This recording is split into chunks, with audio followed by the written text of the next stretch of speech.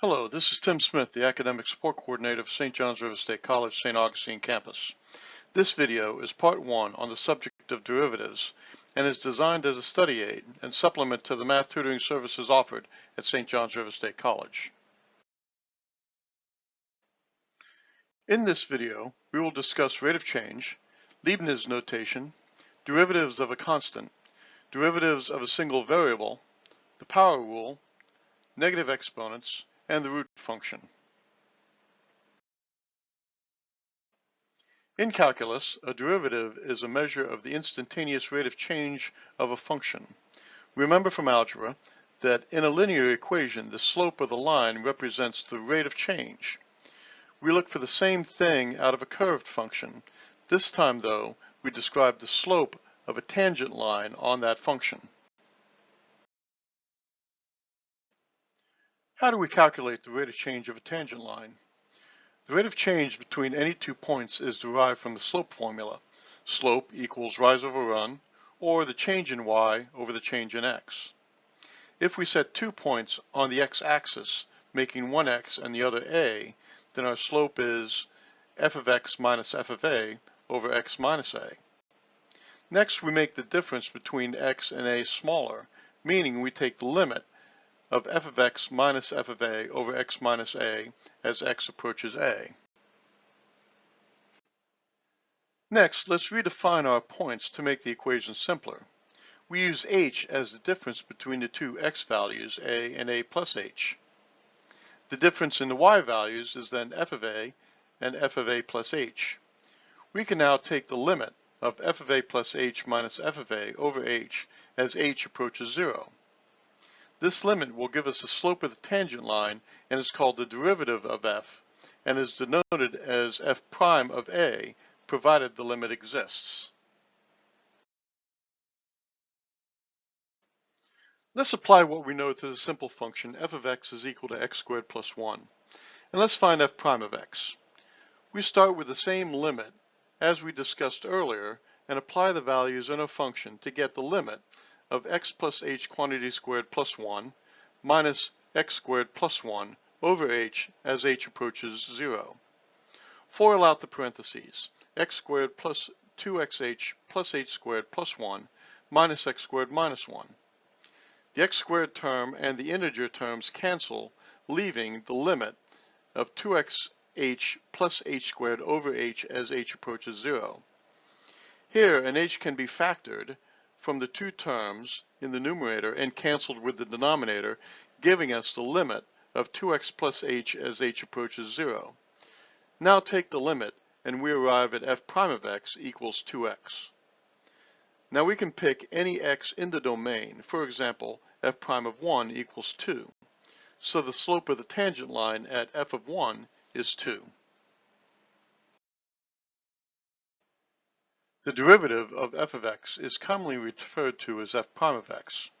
There is another notation, however, that is both historical and has practical benefits in later lessons. This notation was developed by Gottfried Leibniz while simultaneously inventing calculus with Sir Isaac Newton. dy dx is read as the derivative of y with respect to x. For example, f of x is equal to x squared, and f prime of x is equal to 2x. In Leibniz notation, we start with y equals x squared, and the derivative is then dy over dx is equal to 2x. Oftentimes, a shortened form of d dx is used to signify the simple derivative. If c is a constant, then d dx of c equals 0. We note in this case that any constant will graph as a horizontal line, and as such has a slope of 0.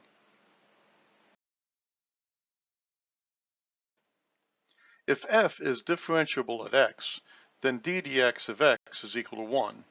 Again, note the graph. The line y equals x has a slope of 1. Let's consider the function f of x is equal to x to the n, where n is a non-negative integer. Previously, we determined the following derivative: d dx of x squared is equal to 2x. d dx of x is equal to x to the 0, which equals 1. The same pattern holds for all x to the n, where n is a positive integer. d dx of x to the n is equal to n times x to the n minus 1. For example, d dx of x to the fourth equals 4x to the third. More simply, we can state that for any power rule application, we take the exponent and multiply it as an integer to the front of the term and subtract 1 from the exponent. Next, let's find the derivative of a negative exponent. We'll use 1 over x, which is equal to x to the negative 1, and find d dx of 1 over x. We start with the definition of the derivative and fill in for f of x is equal to 1 over x. The common denominator of the numerator is x times the quantity of x plus h. Multiply this to both the numerator and denominator, and we arrive at x minus the quantity of x plus h over xh times the quantity of x plus h. The x's in the numerator cancel, then the h in the numerator cancels with the h in the denominator. From here, we can solve the limit to arrive at negative 1 over x squared, which can be expressed as negative x to the negative 2. Looking back at our original function, here we can look at the power rule which states d dx of x to the n is equal to n times x to the n minus 1. So if we apply x to the negative 1, d dx of x to the negative 1 equals negative x to the negative 2. We see that the power rule holds for negative exponents. Let's also see if our power rule will work for a root function. In this case, we'll start with f of x is equal to the square root of x and find f prime of x. We start this one with the definition of the derivative. Next, we apply the square root of x, then multiply the numerator and denominator by the conjugate, which is the square root of x plus h plus the square root of x. FOIL out the numerator to get the limit of x plus h minus x over h times the quantity of the square root of x plus h plus the square root of x as h goes to 0. Notice the x's in the numerator cancel each other out, leaving h, which then cancels with the h in the denominator, leaving the limit of 1 over the square root of x plus h plus the square root of x as h goes to 0.